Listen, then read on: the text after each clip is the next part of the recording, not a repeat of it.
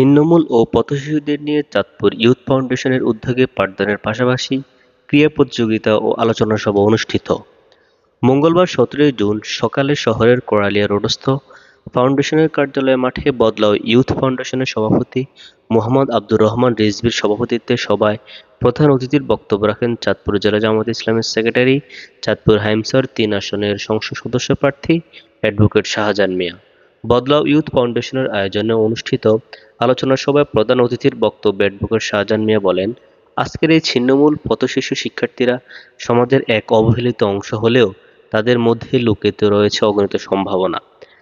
যদি আমরা তাদের সঠিকভাবে গড়ে তোলার সুযোগ দেই, তাহলে তারা ভবিষ্যতে এ দেশের ডাক্তার, ইঞ্জিনিয়ার, শিক্ষক কিংবা প্রশাসক হয়ে দেশ পরিচালনার গুরুদায়িত্বে অবদান রাখতে পারবে।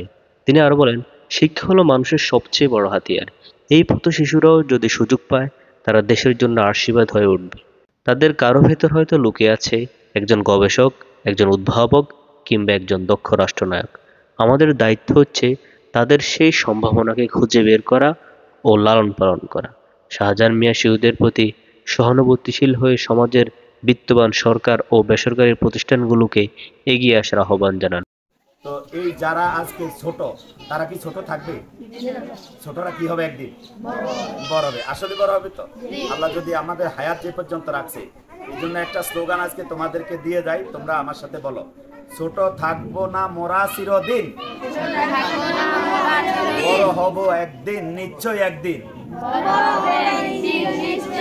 বড় হব নিশ্চয় একদিন। মনে থাকবে?